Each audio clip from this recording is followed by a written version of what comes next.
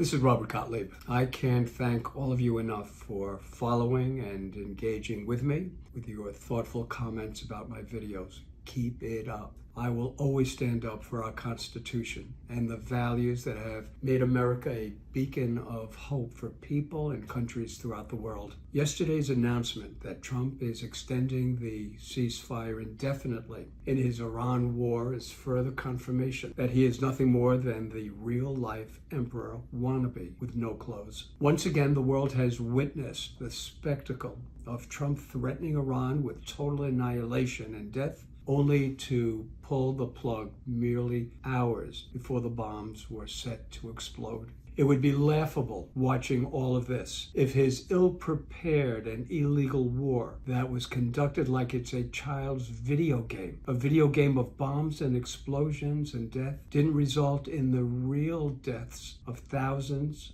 of people, including American soldiers. He plays the commander-in-chief role like he's in a reality TV show. Each episode begins at 9 p.m. He builds up the tension step by step, minute by minute, by threatening to blow up the world. And when you are finally on the edge of your couch, barely able to breathe, waiting to see how it all ends, damn it, a commercial break. We should all be thankful that this man is a fraud, a paper tiger, full of false bravado, because the alternative would be more deaths. But now Trump, backing down once again, has been humiliated before the entire world. He will never admit it, but he is the loser. He has lost all credibility among our closest friends throughout the world who have abandoned him and America. He walks around the White House surrounded by sycophants who are so afraid of being fired that they close their eyes to the truth. They close their eyes to Trump's worst instincts of retaliation, revenge, and hate.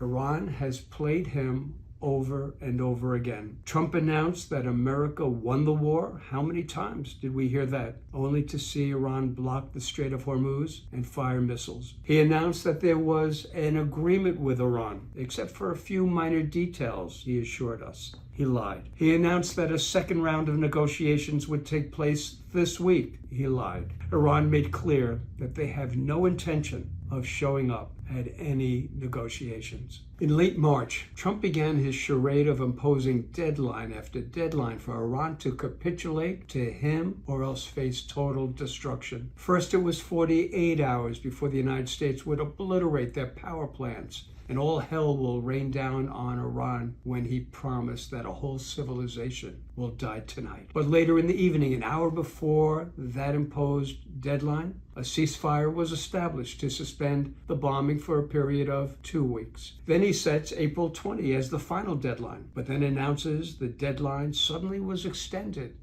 to April 21. When a reporter asked Trump what will happen if a ceasefire expires on April 21, the president replied, quote, "Then lots of bombs start going off." And then April 21 arrived. As Trump's crack negotiators, Kushner, Witkoff, and Vance, were hanging out at the White House, bags packed, ready to go to Islamabad, ready for the signal to hop in their limo to head to the airport for negotiations, suddenly Trump backed down again. He folded because Iran called his bluff by making it clear that they will not negotiate until the United States ends its blockade of the Strait of Hormuz. Now, Trump finds himself boxed in. He's desperate for an off-ramp from the war that he started, desperate to escape from his own war, desperate because he knows that his war resulted in the Strait of Hormuz being shut down when it had always been opened before his war. And he knows that all his bluster cannot and will not reopen it. He's desperate because his war has devastated America, its economy, gas prices continuing to rise. People can't afford their groceries, and even his own supporters are abandoning him in droves. He has to get out of Iran, but he has lost